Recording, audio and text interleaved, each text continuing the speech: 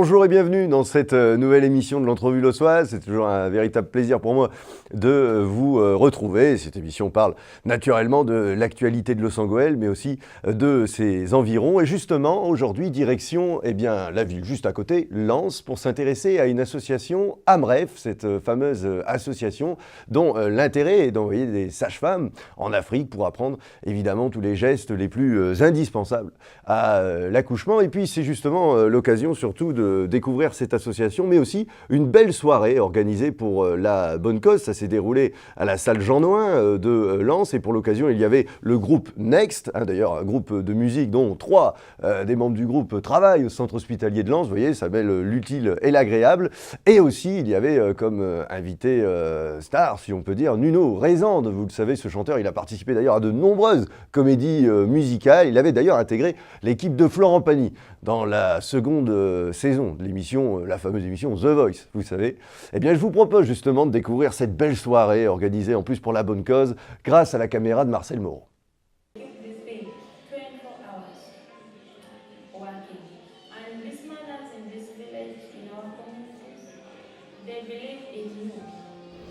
Ce soir, c'est une soirée exceptionnelle. On est tous réunis en fait avec le groupe Next, Nuno, pour un concert au profit d'une association qui s'appelle l'AMREF, qui forme des sages-femmes en Afrique. Donc tous les bénéfices de la soirée serviront à créer une formation de sages-femmes. Et une sage-femme formée sur le terrain là-bas, c'est 500 mères et nouveau-nés aidés chaque année. Donc Next est un groupe composé d'un IA, d'un infirmier anesthésiste, un infirmier de bloc opératoire, un aide-soignant et un de leurs amis.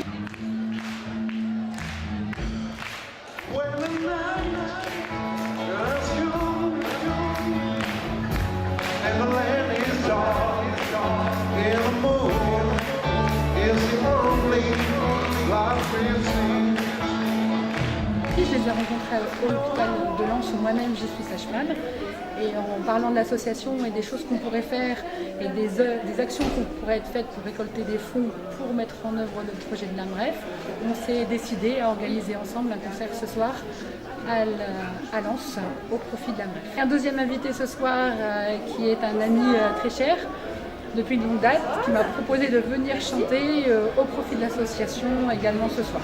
Donc c'est un concept un petit peu particulier car Nuno fera une soirée jukebox.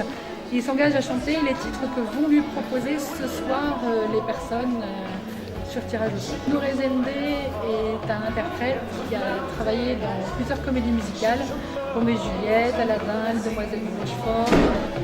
Et il a participé également à la saison de The Voice 2013 où il était jusqu'en finale, il était finaliste de The Voice 2013. Depuis, il a fait SLC Salut les copains, Aladdin, Pinocchio, et continue à être sur les planches parisiennes pour le plaisir de tous.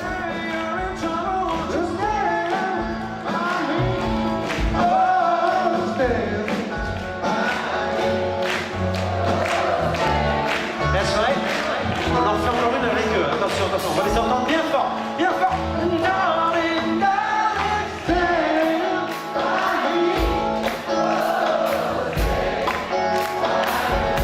Stop it!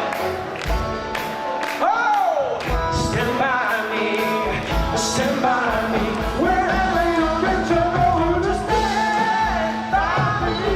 Oh, stand by me. Oh,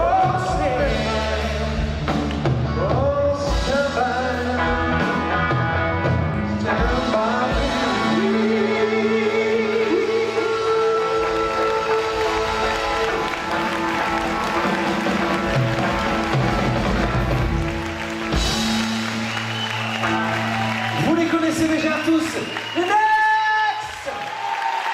À la basse, Romuald! À la basse, Romuald. Sébastien à la batterie. Xavier à la guitare.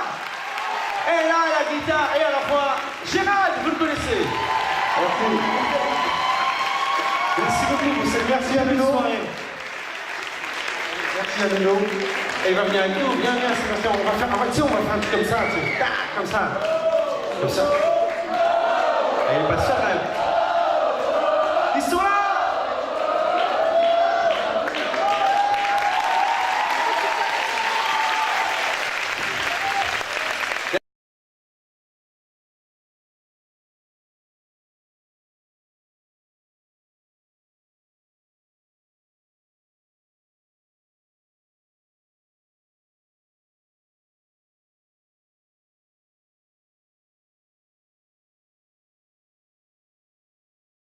Et voilà, un véritable concert organisé en plus pour la bonne cause. Naturellement, quand on est dans le bassin minier, on est obligé d'entendre parler un peu des coutumes, des traditions polonaises, cette immigration justement des années 20 qui est venue dans notre région pour aider sur les mines. Et bien justement, c'est l'occasion maintenant de se diriger à la salle François Mitterrand à Hénin-Beaumont, puisque l'association Nowa Polska avait organisé un grand salon sur la Pologne, avec des invités d'ailleurs de prestige, des hautes personnalités polonaises, mais aussi l'occasion de découvrir tout l'art de l'artisanat polonais, les métiers de bouche, les musiques traditionnelles. Enfin, c'est toute une véritable tradition qui était proposée par Nowa Polska, et puis l'ensemble des stands justement de ce salon où sont d'ailleurs allés vadrouiller Jackie, Gérard et Alain pour vous faire découvrir tout le folklore polonais. Allez, découvrez ce reportage et Nazdrowie.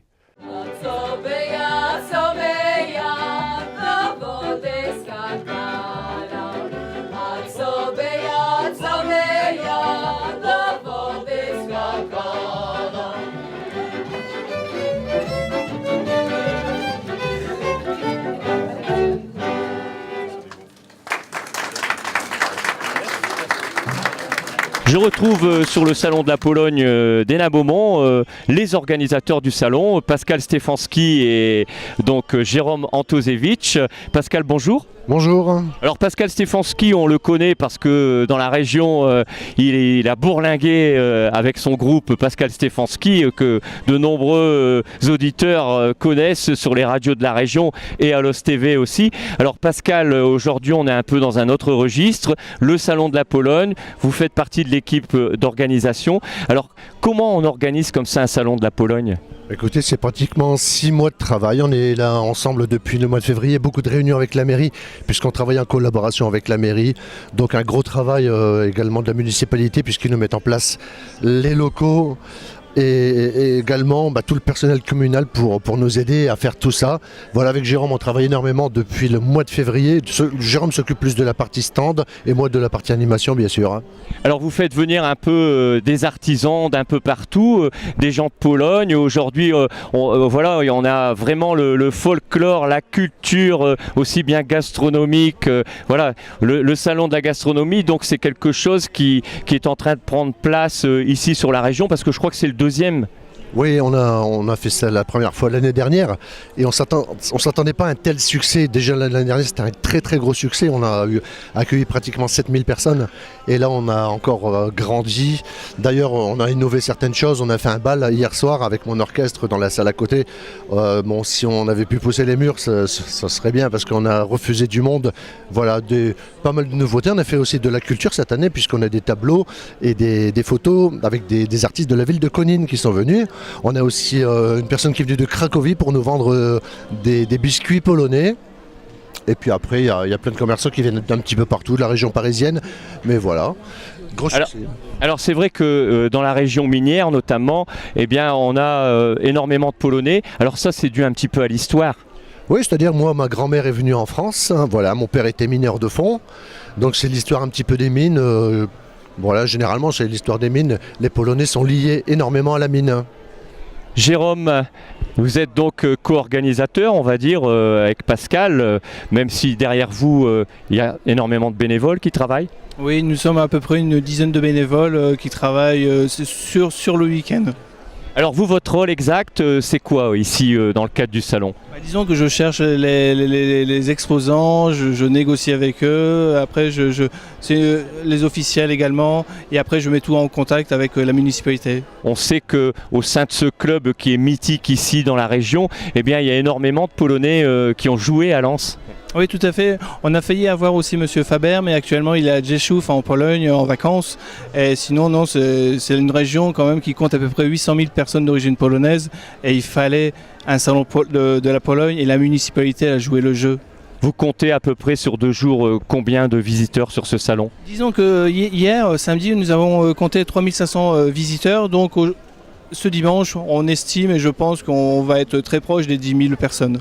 C'est l'objectif que vous étiez peut-être assigné ? C'est pas un objectif, mais je veux dire, si le salon est très bien organisé, la première édition était un succès, il y avait une très bonne communication, donc après le bouche à oreille, les réseaux sociaux, il y avait une communication vraiment formidable pour annoncer cette manifestation. Eh bien, je vous remercie pour cette interview. Merci beaucoup. Merci. Et voilà, un salon qui a pu permettre bien de découvrir les traditions et les coutumes polonaises. C'est vrai qu'on parle souvent de la Pologne, évidemment, dans le bassin minier, et puis là, faisons maintenant route à 2600 km de chez nous, pour un petit pays coincé entre la Croatie et l'Autriche, la Slovénie. C'est vrai qu'on en parle moins un peu de la Slovénie, et pourtant, on a décidé de vous inviter. Alors vous, Jean-Marc, vous êtes président de l'association Planika, qui signifie en fait fleur de montagne, voilà, en slovène, et puis vous avez profité pour venir avec Jean-Luc. Qui est un fidèle adhérent. 42 ans. 42 ans. Alors parlez-nous justement un petit peu de cette association Planika, son historique, parce que c'est une association qui a une véritable histoire, avec plus de 50 ans d'existence bientôt. L'association donc Planika qui perpétue donc la tradition slovène ici dans le bassin minier. Donc voilà, comme je vous dis, Planika, ça regroupe les gens d'origine slovène du nord de la France. Il faut savoir que dans les années 20, il y a une première vague d'émigration qui a quitté la Slovénie pour venir travailler dans les mines, suivie dans les années 50 d'une deuxième vague d'émigration qui est également mieux travailler dans les mines. Et donc ces gens-là ont créé une association en 1953 sur Salomine, donc 63 ans bientôt. Oui, voilà, oui. J'avais mal calculé, effectivement, ça fait plus. Et derrière, nous on continue, donc nous les jeunes, on continue à perpétuer les traditions et les coutumes de ce magnifique folklore slovène. C'est vrai qu'on du coup on connaît pas bien, etc. Donc là ça permet aussi, donc vous dans votre association, vous faites évidemment des ateliers pour en apprendre la langue, perpétuer aussi la langue, etc. Mais alors vous faites aussi tout ce qui est manifestation, etc. Vous faites venir un orchestre quand c'est comme ça de Slovénie. C'est ça, donc on fait venir des orchestres, c'est ce qui nous différencie des autres associations de la région, parce que nous les orchestres, quand on fait notre bal de printemps, le bal d'automne, on fait venir directement de Slovénie en costume traditionnel avec les shorts en cuir, les bottes, les chapeaux. Et donc ça nous différencie un peu des associations qui sont ici sur le bassin minier. Et on fait venir aussi du folklore, on a fait l'année dernière fait venir du folklore, une troupe composée de 25 danseurs et danseuses qui ont monté un magnifique spectacle à la MAC de Salomine pour célébrer le 25e anniversaire de l'indépendance de la Slovénie. D'accord, ah oui, c'est vrai, donc c'est l'indépendance, vous le rappelez, parce que la Slovénie, donc c'est l'ex-Yougoslavie. Justement, je tourne vers vous, Jean-Luc. Donc vous, c'était vos grands-parents, c'est ça qu'ils étaient? Mes beaux-parents. Vos beaux-parents sont nés en Slovénie. Oui. Je suis allé une fois au bal, une fois à un repas, puis j'ai pris goût et ça fait 42 ans que ça dure. Et j'aime bien, j'ai l'occasion aussi d'aller en voyage avec le groupe. Alors là, c'est des vacances formidables, c'est un pays formidable. On sent que la convivialité, c'est touristique, mais c'est pas commercial. C'est pas comme certaines stations balnéaires où là, c'est vraiment des gens, des amis qui nous invitent, quoi. On a l'impression d'être chez les amis.